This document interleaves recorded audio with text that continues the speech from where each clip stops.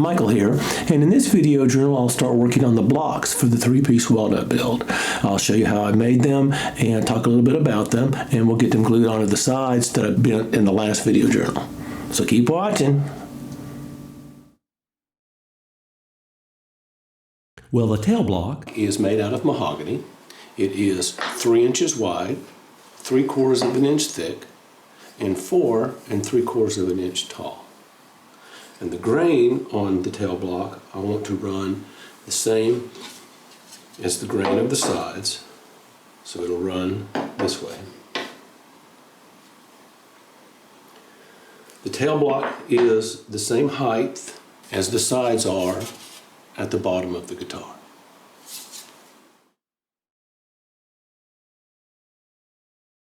Now the heel or the neck block is also made out of mahogany. It's 3 inches wide, the same as the tail block. It's 4 inches tall and 1 3/8 of an inch thick.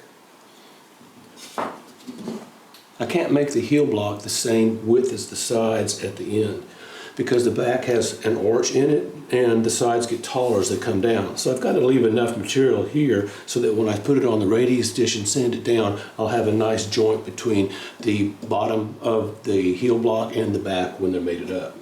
When I put the arched back on the guitar and sand it down the radius dish, I'll have a mating surface right there for it to sit on.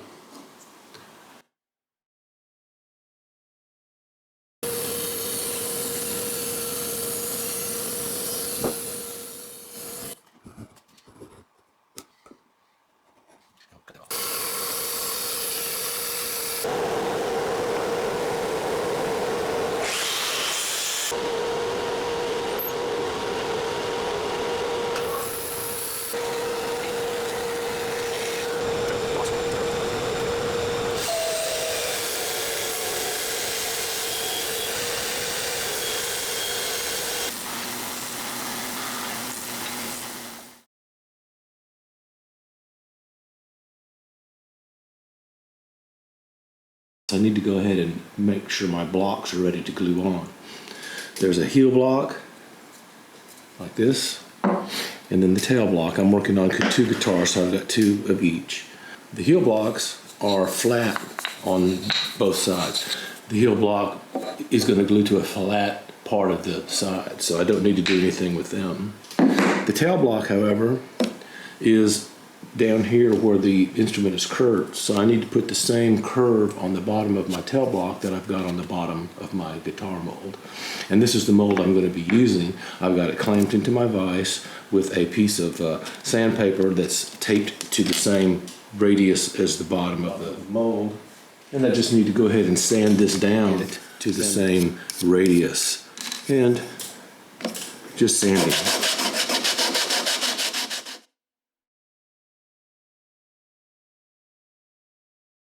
Well, I've got my block sanded down to the same radius that is the bottom of the guitar mold has. So now I can go ahead and remove my sandpaper.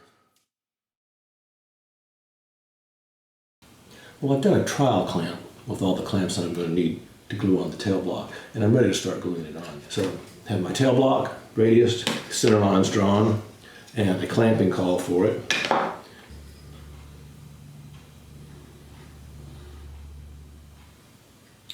I'm going to start off just by matching my center lines here and just holding it by hand, pressing down and making sure that center line stays in the center.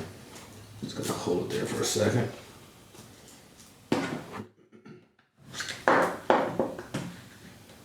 Got center line on there. Now I can start putting on my major clamps.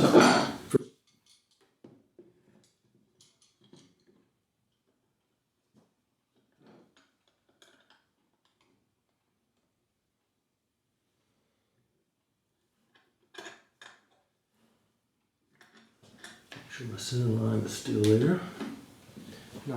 All right. I'll let that dry and then I'll glue the heel block on.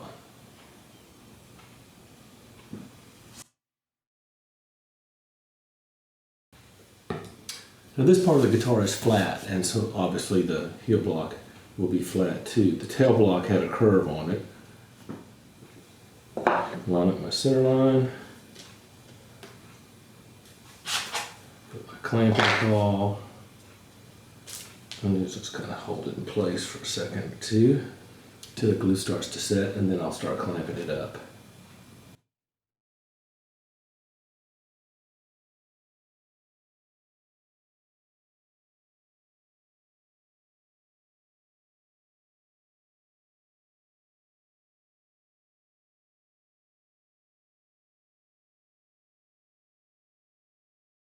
Well, the heel block has dried overnight, and in the meantime I've gone ahead and bent one of the rosewood side sets. But I've got to go ahead and get this mold empty so that I can start putting the rosewood ones in.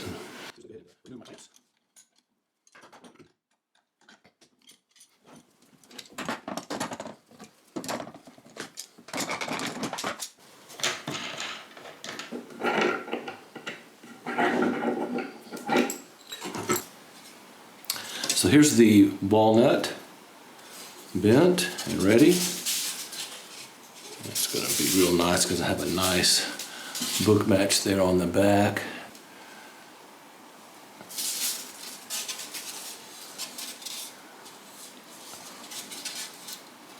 Okay.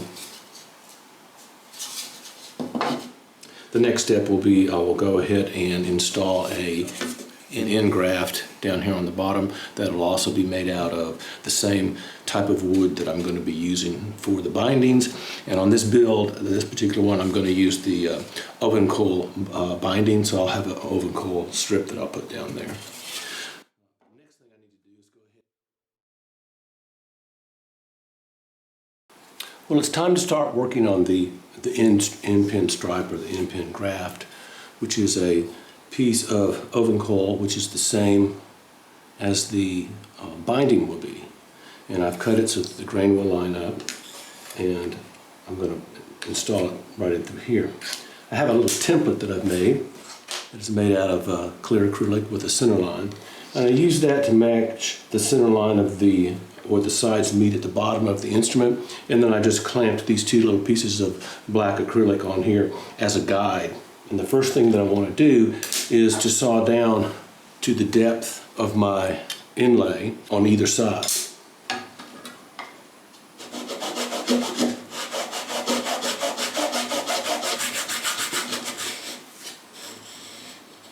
Okay. Now I'll do this other side.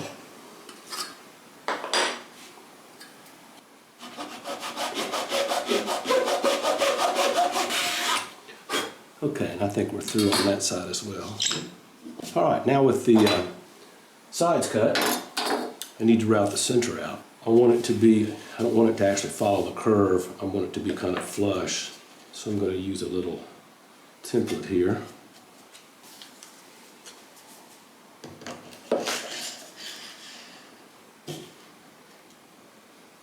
So with the router bit bottomed out onto my work surface, I'm going to take my inlay piece and set the depth gauge.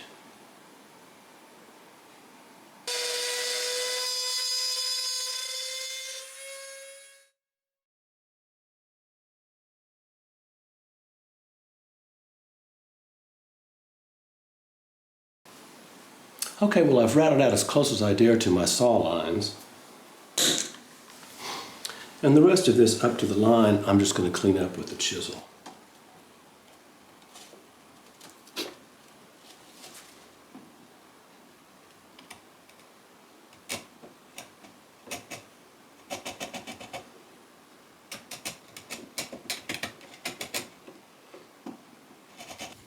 Well, I spent a little time carefully chiseling out the remainder of the channel for my end stripe and sanded it down a little bit. And here's my fit.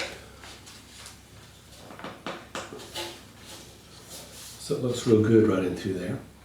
Doing good. Put it in.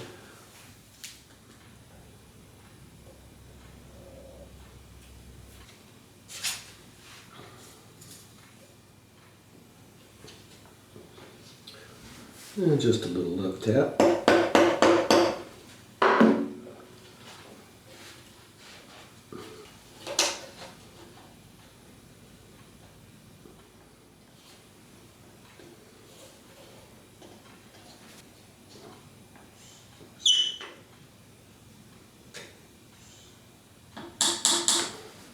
All right, let that dry, then I can trim the ends and sand it smooth with the curvature of the bottom of the guitar.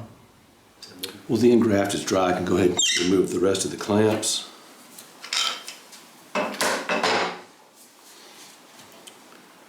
And all I need to do now is just go ahead and trim off my excess there. And I can just go ahead and use a flush cut saw and saw these off.